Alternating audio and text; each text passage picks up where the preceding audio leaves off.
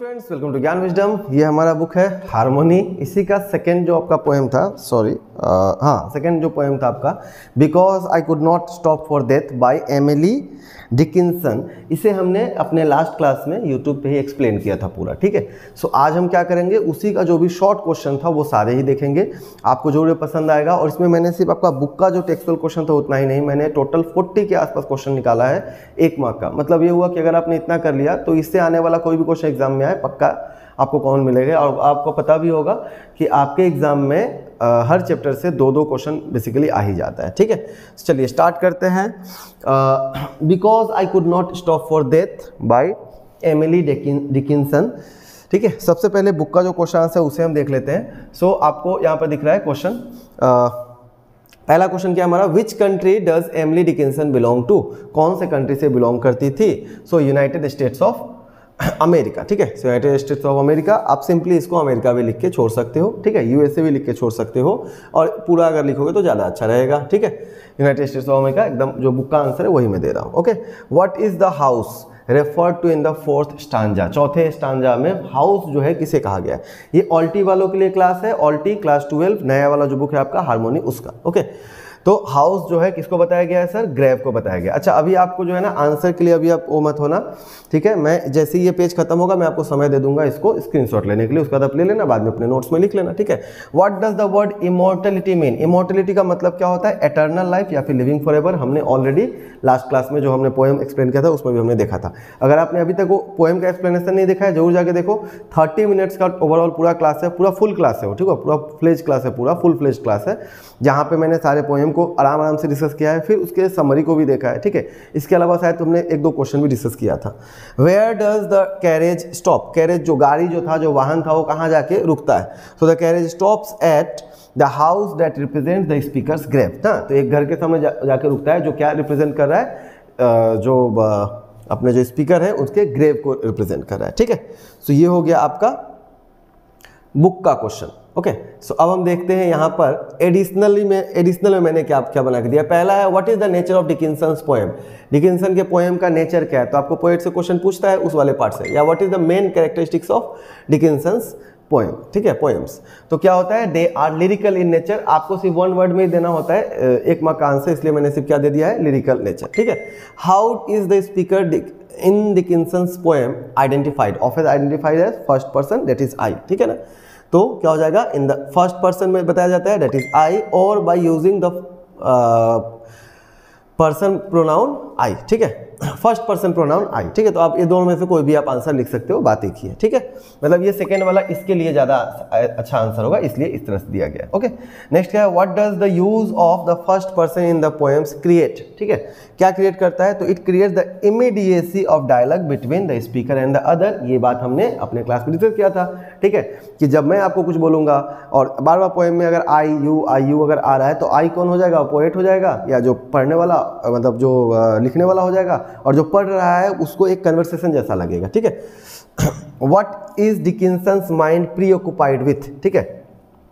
सो Dickinson का जो mind है पहले से ही ऑक्युपाइड रहता है, पहले से ही मतलब भरा रहता है किस चीज़ से। तो ये आपका क्या चीज़, मिस्टीरियस प्रीडिकामेंट ऑफ लाइफ, ठीक है। सो हमारे जीवन में बहुत सारे प्रॉब्लम्स होते हैं, बहुत सारे व्याकुलता है, दुख है, उससे क्या होता है, भरा रहता है, ठीक है। तो चलो सबसे पहले आप इसका ना एक बार वो ले लो, स्क्रीनशॉट ले लो, ताकि आप आराम से इसको लिख पाओ, ठीक है, okay.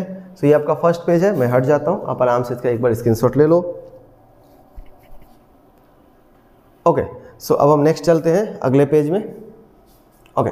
How does Dickinson approach death in her poems. तो अपने पोएम में जो डेथ के ऊपर ना, टूवर्ड्स डेथ, इनका अप्रोच कैसा था। सो बेसिकली रियलिस्टिक है और फ्री फ्रॉम सेंटिमेंटलिटी ना, मतलब कोई भी भावना नहीं है, वो मन में ज़्यादा कुछ सोच वोच नहीं होता है। सेंटिमेंटल बोलते हैं ना हम लोग, जो मतलब ज़्यादा लोग जो भावुक हो जाते हैं, तो भावुकता नहीं है, और रियलिस्टिक है ना, जो मतलब यथार्थ है, जो सच है उसके ऊपर ही बिलीव करते हैं, ठीक है। What does the Dickinson's mind constantly ponder, या फिर प्री ऑक्युपाइड विथ, अगेन उसका आंसर वही होगा, आपका क्या होगा, अनफेथमेबल नेचर ऑफ लाइफ, ठीक है। सो अनफेथमेबल का पूरा अच्छा तरह से हमने मीनिंग वहाँ पर पोएम में डिस्कस किया था कि फेथमेबल अनफेथमेबल सब क्या होता है, तो आप वहाँ पर जरूर देख लेना, ठीक है। How many Dickinson's poem did she publish during her lifetime, अपने लाइफ टाइम में उन्होंने टोटल 1800 पोएम लिखा था, जिसमें सिर्फ 10 ही को पब्लिश किया था, ठीक है। सो ओनली 10, और कितना लिखा गया था, nearly 1800, okay. Who discovered the rest of Dickinson, उनकी बहन का नाम था क्या चीज़, लेविनिया, ठीक है। सो लेविनिया जो है, या लावनिया ना, हम लोग हिंदी में लावण्या कर देते हैं ना। सो लावनिया जो है, उन्होंने, उनकी यंगर सिस्टर है, छोटी बहन है, उन्होंने इसको डिस्कवर किया था, ठीक है। When did Emily Dickinson die, कब ये मर गई, तो ये मर गई थी 15 में 1886, ओके। आप चाहो तो 15th में भी लिख सकते हो, बट बुक में जैसा था मैंने उसको वैसा ही रखा है, ओके। नेक्स्ट देखते हैं आगे, okay. Where did Emily Dickinson pass away, ठीक है। वेयर डिड, अच्छा कहाँ पे वो मर गए, ठीक है। वेन नहीं है यहाँ पर, क्या है, कहाँ पे वो मरी, मतलब उनका देहांत कहाँ पे हुआ, एक्सपायर कहाँ पे हुई, तो आमहर्स्ट, ठीक है, in Amherst, okay. Right the meaning of, यहाँ पे कुछ वर्ड मीनिंग्स है जो आप, मुझे जो लगा है 5-6 इंपॉर्टेंट मैंने वो रख दिया है, हालांकि पूछा कुछ भी जा सकता है, ठीक है। सो गोसोमर का मीनिंग क्या है, टिपेट का मीनिंग क्या है, सिविलिटी का मीनिंग क्या है, इमोर्टिलिटी, लेजर और हेस्ट, ये सारे के सारे वर्ड आपके बुक में ऑलरेडी दिए गए हैं, हाँ, तो आप इसको जरूर देख लेना ना। गोसोमर का मतलब क्या होता है, डेलिकेट एंड लाइट, ठीक है, मतलब बहुत ही नाजुक और हल्का। टिपेट स्कार्फ या फिर शॉल, मैंने शॉर्ट कर दिया है, ठीक है। सिविलिटी पोलाइटनेस, और immortality eternal life, already class 11 के पैटर्न में पूछा जा चुका है, तो इसलिए आपसे भी पूछा जा सकता है।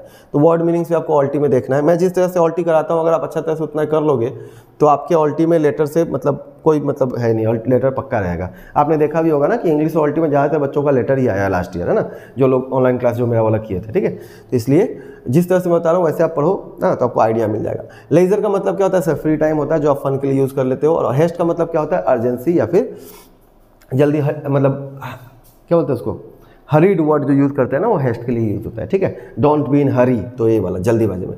एडवाइस है मेरी तरफ से, also learn all the difficult word meanings given in the text book. तो ये ऑल द वर्ड मीनिंग्स कौन सा है, जो टेक्स्ट बुक में ऑलरेडी आपको दिया गया है लाइन से, है ना, वो सारे, ओके। चलो तो पहले हम इस वाले पेज का एक बार आप ले लो स्क्रीनशॉट, फिर से छोटा कर देते हैं,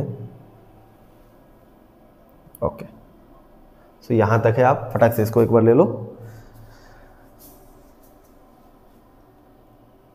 ओके। चलिए आगे चलते हैं। तो टोटल मैंने 40 क्वेश्चन रखा है, आज हम 20 करेंगे फर्स्ट पार्ट में, 20 फिर सेकंड पार्ट में ले आएंगे, ठीक है। नेक्स्ट है what is the central theme. अब देखो थीम आपसे पूछा जाता है बार बार, हर एक पोएम का आपको थीम या हर एक स्टोरी का कोई ना कोई एक सेंट्रल आइडिया होता है, तो वो आपसे पूछा जा सकता है, ठीक है। Explore in Emily Dickinson's poem because I could not, ये जो पोएम है because I could not stop for this में क्या है, तो थीम क्या है, द इनएविटेबिलिटी ऑफ डेथ, मतलब कि you can not ignore death, ठीक है। आप डेथ से आप दूर नहीं भाग सकते हो, ये आके ही रहेगा, ठीक है। तो वो इसका क्या है, इसका थीम है, ठीक है। इसको आप टाल नहीं सकते हो ना, मौत जो है क्या होता है, अटल होता है, कभी ना कभी आएगा ही। हाउ डज द स्पीकर या poet view death in the poem, कैसे देखती है। सो डेथ जो है उसको पर्सनिफाई किया गया कैसा, एज अ काइंड हार्टेड ना, काइंड हार्टेड एंड ट्रस्ट वर्दी मैन, जो बाद में इनको क्या करेगा, चीट कर देगा, ठीक है। और इसी को ऐसे पूछा जा सकता है, how does the speaker describe death in the first line of the poem, पहले लाइन में तो कैसा है वो, काइंड हार्टेड मैन, ठीक है, काइंड हार्टेड पर्सन की तरह से दिखाया गया है, ठीक है। एक मार्क का क्वेश्चन है, बहुत ही शॉर्ट है, आप चाहो तो 10 मिनट 2 बार पढ़ोगे याद हो जाएगा सारा का सारा, ठीक है। Who does speaker enter a carriage with, किसके साथ वो कैरेज में जाती है, तो वहाँ पर 3 आदमी था, एक कौन था, डेथ था, एक पोएट था और एक एटर्निटी था, ठीक है। So death and eternity. What does death symbolize, death क्या सिंबलाइज करता है, द एंड ऑफ लाइफ, ठीक है, आपका जीवन जब खत्म होता है, ठीक है ना। ये सारे के सारे कोई भी आंसर आपको नेट पे नहीं मिलेगा, मैं आपको लिख के देता हूँ, ठीक है। सारा क्वेश्चन ही बैठ के बनाया गया है, तो फिर नेट पे कहाँ से अभी तक आएगा। हाँ, अब कोई अब उठा के छापे तो बात अलग है, क्योंकि आजकल कॉपी बहुत, हम लोग जो है 6-6 महीने लगाकर बुक लिखते हैं और जाकर देखते हैं तो पूरा का पूरा बुक जो है नेट पे छपा हुआ है पहले से। पब्लिशर केस नहीं करता है, हम क्यों करें, छोड़ो मेरा क्या जाता है, अपना पैसा मिल चुका है ना। What is personified in the poem because I could not stop for death, ठीक है। क्या पर्सनिफाई किया गया है, तो मैंने अभी बताया आपको कि डेथ को क्या किया गया, पर्सनिफाई किया गया, ठीक है। What does the speaker see do as they ride through the landscape, क्या कर रही थी वो, तो पूरे इमेज जो भी उनको दिख रहा था सबको अपने आंखों में रिकॉर्ड कर रही थी, देख रही थी, ठीक है। So records the images she sees, ठीक है। अब यहाँ पे देखो करेक्ट टेंस का यूज, सिंपल प्रेजेंट टेंस का यूज होता है, इसलिए मैं बार बार कहता हूँ आपको कि टेंस अच्छा से आना चाहिए, टेंस अच्छा से आएगा आपका मार्क्स नहीं कटता है। Who else is present in the carriage beside the poet and death. तो अभी आपको पता ही है एटर्निटी हो जाएगा इसका आंसर, ठीक है, इसका आंसर क्या हो जाएगा, एटर्निटी हो जाएगा। ओके, नेक्स्ट देखते हैं। तो मैंने आपको बोला था 20 तक करेंगे, तो हम 20 तक ही रहने देंगे आज के लिए, ठीक है। What does the carriage ride represent? Carriage ride क्या रिप्रेजेंट करता है, तो जर्नी टूवर्ड डेथ, ठीक है, डेथ की तरफ जो जर्नी होता है, मौत की तरफ जो यात्रा होता है उसको रिप्रेजेंट किया जाता है। ओके, चलो एक और कर लेते हैं, 21 अच्छा नंबर होता है। What do the image in the poem because I could not stop for death represent? So basically हमें मिला होगा ना, 3 फेज ऑफ लाइफ को दिखाया जाता है उस इमेज के अंदर में, ठीक है। एक कौन सा फेज था, जहाँ पे बच्चे खेल रहे थे ना, स्कूल वगैरह का जो झगड़ा उगड़ा हो रहा था, बच्चे झगड़ा कर रहे थे, खेल रहे थे एक साथ, जो चल रहा था वो हो गया। सेकेंड कौन सा था, जब वो शायद खेत की तरफ जो जाता है ना, और थर्ड कौन सा था, मैं भी भूल गया, ठीक है, देख लेते हैं एक बार, रुको मैं ही देख ही लेता हूँ, अभी ही देख लेते हैं, कहाँ गया 3 स्टेज बताया गया था ना। हाँ, सो पहला था आपका वेयर द चिल्ड्रन स्टॉप, दूसरा क्या था, फील्ड ऑफ ग्रेजिंग, हाँ, तीसरा था सेटिंग सन वाला, ठीक है, सेटिंग सन मतलब जब सूरज ढल रहा था, मतलब वो डेथ का सिंबल था। तो तीनों के बारे में बताया गया, ठीक है। अब उसके बारे में आगे आपको और भी क्वेश्चन मिलेंगे, ठीक है, बट अभी के लिए हम इतना ही तक रहने देते हैं। So this is for today. एक इसको आप यहाँ तक जो है पहले एक बार इसको स्क्रीनशॉट ले लो, हाँ, 19 तक का, और जो 20 से जो क्वेश्चन होगा वो अगले क्लास में जब हम आएंगे तब आप ले लेना, ठीक है। सो इसको थोड़ा नीचे कर देते हैं। ओके, आप इसको स्क्रीनशॉट ले लो अभी, और 1 2 एंड 3। ओके, सो अभी हमारा खत्म हो चुका है आज का क्लास, आज के लिए इतना ही रहेगा। ऑल्टी का आपका ये चैप्टर पोएम था, बताना कैसा लगा, और अगर आपको पसंद आता है क्लासेस तो आप चाहो तो हमारा जो फिजिकल क्लास, सॉरी ऑनलाइन जो क्लास है उसको आप ज्वाइन कर सकते हो, ठीक है, उसको आप ज्वाइन कर सकते हो, बहुत ही कम फीस में आपको अभी ये मिल रहा है। AHSEC का HS सेकेंड ईयर के लिए आपके पास में 3 सब्जेक्ट का क्लासेस अवेलेबल है। एक तो है अकाउंटेंसी का भी धीरे धीरे अपना क्लासेस आएगा अकाउंट्स वाले स्टूडेंट्स के लिए, ठीक है। इंग्लिश का वो मैं आपको धीरे धीरे दे ही रहा हूँ, अभी हम टाइगर किंग स्टार्ट किए हुए अपने चैनल पर, और नेक्स्ट उसके अलावा कुछ ग्रामर का भी वीडियो आया था रिसेंटली, और देन आपके पास में क्या है, ऑल्टी, ठीक है। सो ये तीनों ही सब्जेक्ट का आपको क्लास मिल सकता है। इसका प्राइसिंग सिर्फ रखा गया है 1999। इन दोनों का अगर आप एक साथ लोगे तो 1999, और सेपरेट में लोगे तो 1099 इसका भी और 1099 इसका भी, ठीक है, अलग अलग लेते हो तो अगर आप इंटरेस्टेड हो तो जल्दी से नंबर आपको दिया गया होगा यहीं पर, ज्वाइन कर लो क्लास को, ज़्यादा लेट मत करो। मैंने देखा है स्टूडेंट जो है ना लास्ट में ज्वाइन करते हैं, वो बहुत गड़बड़ करते हैं, उस समय आपको ज़्यादा समय नहीं मिलेगा, ठीक है। और हमने सिर्फ टेंस में समझ लो कि 5-6 क्लास लिया है, ठीक है। तो मेरा ग्रामर पे अपना मेन फोकस होता है, और ग्रामर को ही आपको अच्छा करना होता है अगर आपका इंग्लिश और ऑल्टी में लेटर लाना है तो, ठीक है। प्लस अकाउंटेंसी वाले कोई अगर हो तो जरूर ज्वाइन करो, बहुत बढ़िया क्लास मिलेगा। आपने देखा भी होगा ना, ज़्यादा नहीं, हमारे बैच में लास्ट ईयर शायद 8-10 कम ही लोग थे, ज़्यादा लोग थे नहीं, बट मतलब 3-4 लोगों का तो 80% आ ही गया था, ठीक है। ढंग से पढ़ोगे पक्का अच्छा नंबर आएगा। ओके, चलो बाय, मिलते हैं अगले क्लास में। Thank you and best of luck.